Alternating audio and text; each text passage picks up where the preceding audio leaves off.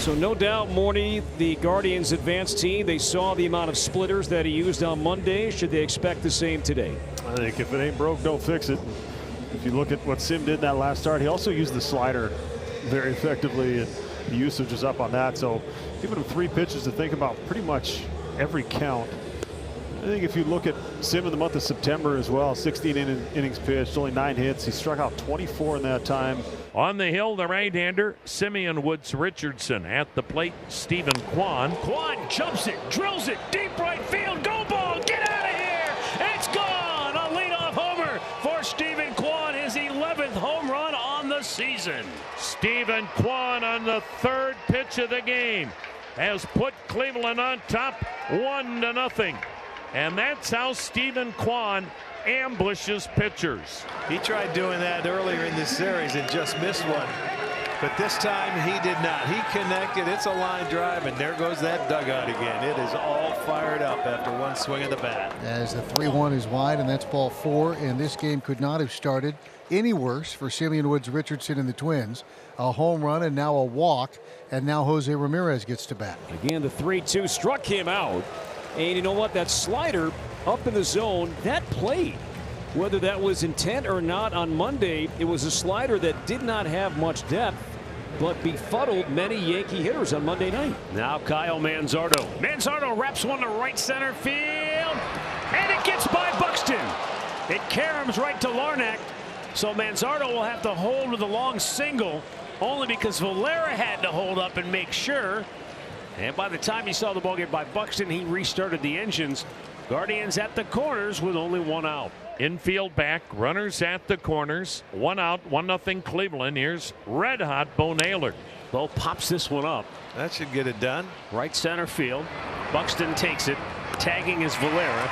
He'll score without a throw, and it's 1-0 Guardians in the first. He has a 5-3 record with a .327 earned run average. He's been pitching very well recently. He's got the fastball, changeup, curveball, slider. Here's Byron Buxton. Well, 2-2. Byron 1 for 11 in this series. Swing and a miss. Cantillo strikes him out, 1 away. He checks in, rolls it up the first baseline, almost like a bunt. Cantillo with a quick release, can't get him.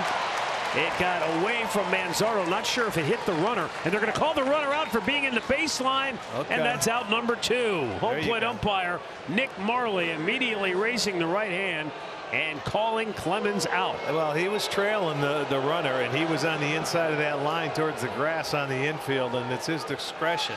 He didn't give him a throwing lane. It is not a reviewable play, as Rocco Baldelli will get some explanation from the home plate umpire. And let's see what happened. You see, he's on the inside. He's on the grass. He's on the grass. And he tries to throw it, and it hits the runner. That's as an egregious an offense as you can see. Yeah. Home third, and Johnny Pareda leads it off against Joey Cantillo. Twins looking for their first hit. Swing and a liner, softly hit to right. Making the head-high catch is Kafus. And now it's Buxton for a second look at Cantillo. To right down the line, and fair. And Buxton will take second base and stop there. See, who needs exit velo? That was 65 miles an hour. And just floating that inside the right field line, and a 2-out double. Now Cody Clemens. Runner is second time run at the plate. Line to left field. That's a base hit. And the scoreless streak will end. RBI single, Cody Clemens. That drives in Buxton. And the Twins put a 1 in the run column and trail by 1 here in the 3rd. Now he rings him up. Martin never took the bat off his shoulder. What a strange at bat. Maybe Trevor Larnach leading out for the Twins down 2-1. Joey Cantillo back to work. Hey, struck him out, number 4 for Cantillo. Elevated the heater. So good pitch, changing the eye level. He was sitting on a breaking ball, because you can see that fastball gave him no chance whatsoever. Strikeout number 4. Swing and a miss, and Joey Cantillo has reeled it back in after those consecutive 2-out hits in the 3rd inning. He has struck out the last 3 Twins hitters in a row. So 1 down, and here comes Brian Rocchio. Same spot for Rocchio this time. Fitzgerald shifting over a bit, and an out recorded. Julian with the scoop. Good call in the back. It looks like his foot's definitely off. After review, the call in the field is overturned. The runner is safe. Freedom retained.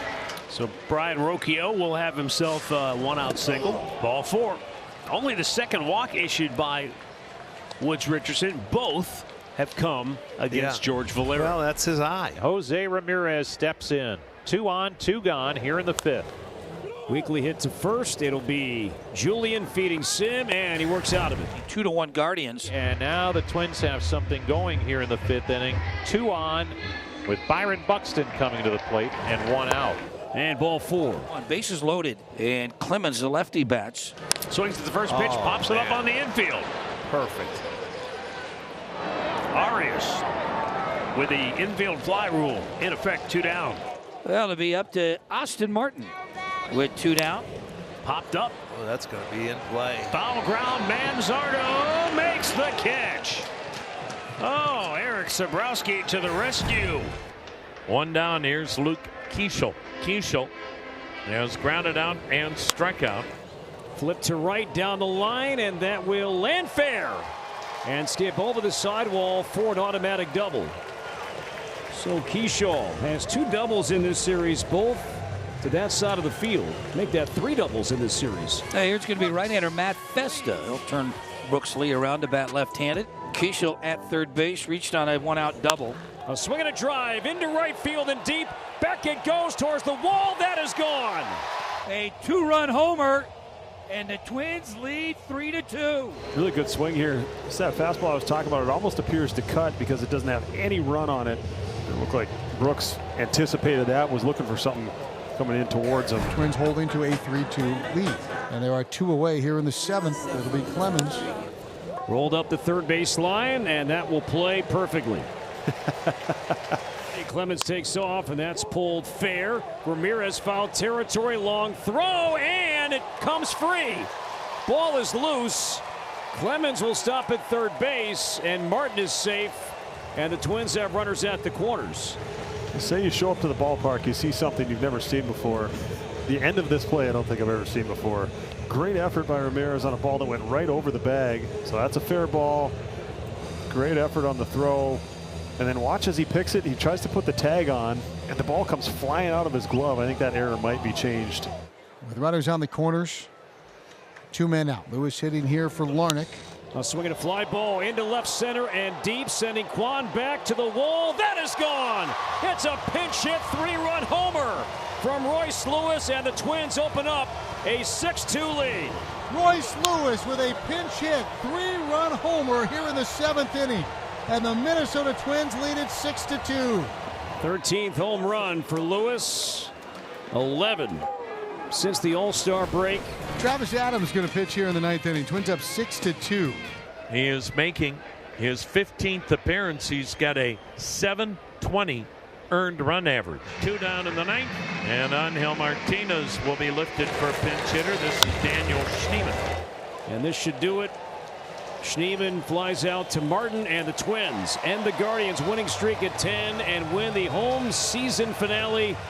6-2 the final. But they have set the stage for a most dramatic finish to this 2025 campaign, because when they return home Tuesday night, it'll be Cleveland and Detroit. The brawl for it all in the Central Division.